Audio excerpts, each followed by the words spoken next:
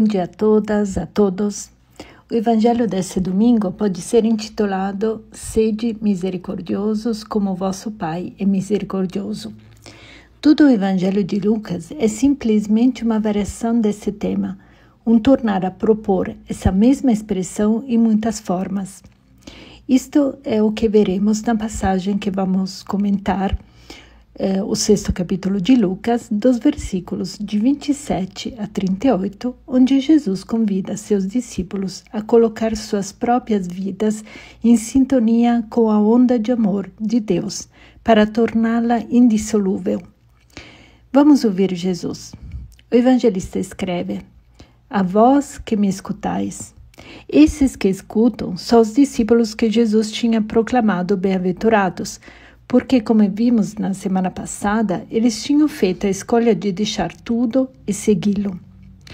Nós também somos bem-aventurados quando escolhemos compartilhar o que temos e o que somos. A partir de agora, Jesus apresenta uma série de indicações que, porém, não devem ser compreendidos como uma lista daquilo que os discípulos e, portanto, nós, como seguidores de Jesus, temos que fazer. Ao contrário, Jesus apresenta o retrato de Deus. Deus é assim. Então, o Filho de Deus, filho na cultura hebraica era quem se assemelhava ao Pai, portanto, também nós que queremos ser filhos de Deus, temos que assemelhar a Ele, mas para isso temos que conhecer quem é Deus. Então, Jesus nos fala dele, das características de seu amor. E fazendo essas coisas, que são coisas possíveis ao alcance de nossas capacidades, podemos elevar o nível de nossa capacidade de amor para uni-la àquela de Deus e nos tornar uma só coisa com Ele. E Jesus continua: Eu vos digo, amai os vossos inimigos. Com o verbo amar, o evangelista utiliza o termo que a gente conhecemos de ágape, que significa um amor generoso, um amor gratuito. Jesus, pedindo que amemos o inimigo, nos indica quem é Deus. Deus é aquele que ama, não porque as pessoas sejam merecedoras desse amor, mas porque elas precisam. E Jesus diz: fazei o bem. Literalmente aqui o evangelista escreve fazei bonito. O termo que é traduzido como bem em grego significa belo. E o amor serve para fazer belos, bonitos, aqueles que são feios, porque aqueles e aquelas que odeiam são pessoas feias. Portanto, com o nosso amor podemos tornar belas as pessoas. Isso significa colaborar com a ação criadora de Deus. Como lemos no livro de Gênesis, quando Deus cria tudo, ele viu que era muito bom. Isso é muito bonito. E é por isso que Jesus convida para bendizer aqueles que amaldiçoam e rezar por aqueles que vos caluniam. Jesus nos convida não só a perdoar, mas a falar bem, fazer o bem aos que nos caluniam. Isso pode parecer impossível, né? Parece algo que vai além das nossas capacidades. Mas uma vez feito isso, nossa vida se funde com aquela de Deus. Nossa onda de amor entra em sintonia indissolúvel com a onda de amor que mantém em vida a criação. E daquele momento em diante, nossa vida muda. Se percebe a presença de Deus na nossa existência e no nosso comportamento. Mas é preciso fazer esse passo, mesmo difícil. E continua Jesus: Se alguém te der uma bofetada numa face, oferece também a outra. Aqui Jesus quer convidar a uma atitude positiva em relação à violência, no sentido de que a violência não deve ser suportada passivamente, pelo contrário, ocorre desarmar a violência.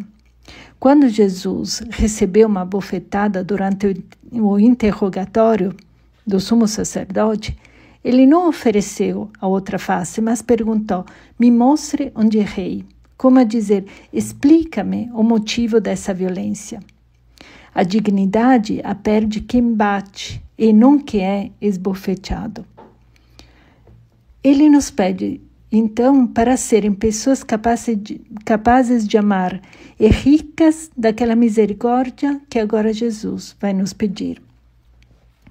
Depois, Jesus faz referência a uma regra muito conhecida, chamada regra de ouro. Encontramos essa regra no livro de Tobias, no capítulo 4, versículo 15. Não fazer ao outro o que você não quer que seja feito a você mesmo. Pois bem, para Jesus nunca há o negativo, mas sempre o positivo. De fato, ele muda essa expressão com o que vós desejais que os outros vos façam, fazei-o também vós a eles. Então, é uma atitude totalmente positiva, uma atitude criativa. Jesus apresenta a vida dos cristãos como algo dinâmico que cresce. Ao amor comunicado aos outros, corresponde o amor recebido por Deus, que doa ainda mais capacidade de amor. Esse evangelho é um crescendo. De fato, Jesus diz: se amais somente aqueles que vos amam, que recompensa tereis?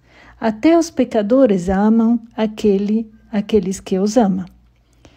E depois, fazei o bem e emprestai sem esperar coisa alguma em troca.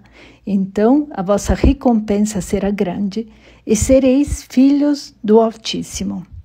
Aqui o evangelista alcança o cume, o máximo da espiritualidade.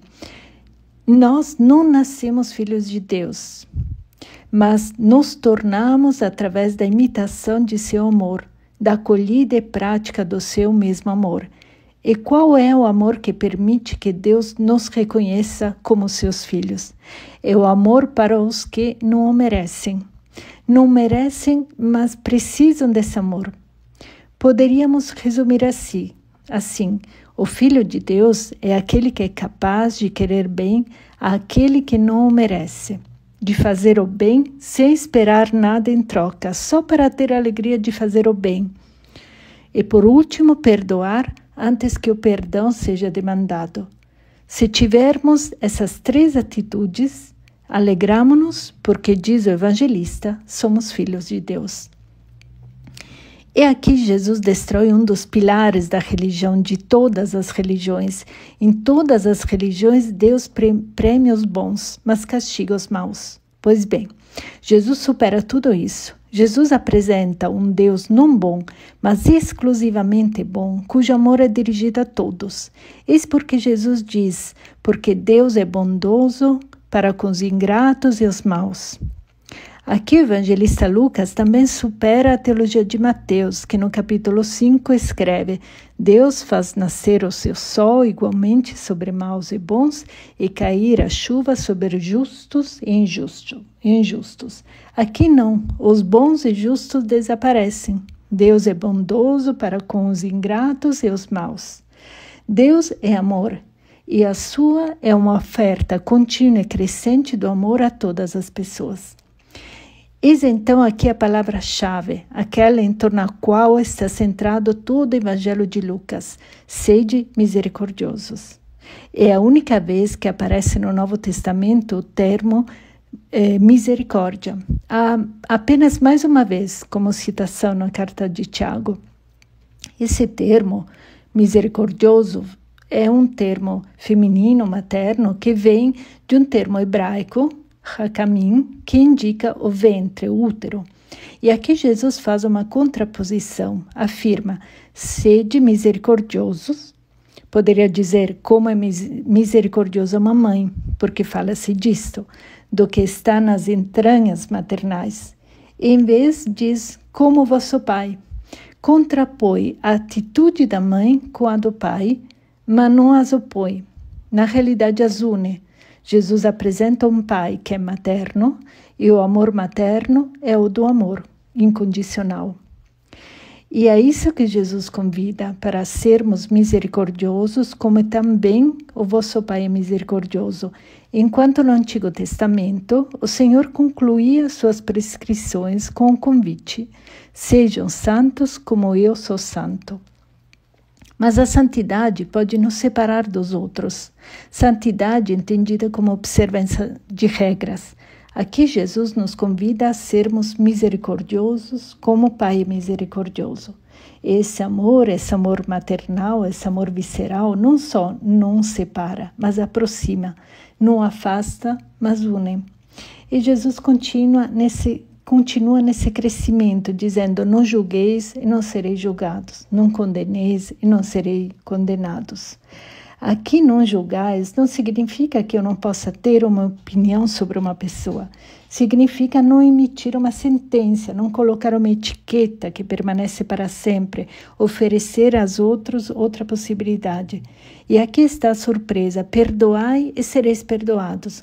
O perdão, portanto, não é alcançado indo ao templo através de uma ação litúrgica, mas através de uma atitude dinâmica que significa encher de amor a pessoa que errou.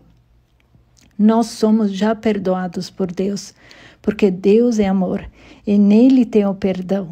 Esse amor se torna operativo e eficaz quando se traduz em amor para com os outros. E depois a conclusão.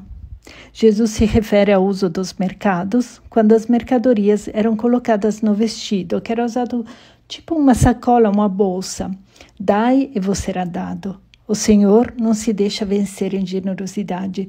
Uma boa medida, calcada, sacudida, transbordante, será colocada no vosso colo, porque com a mesma medida com que medirdes aos outros, vós também sereis medidos.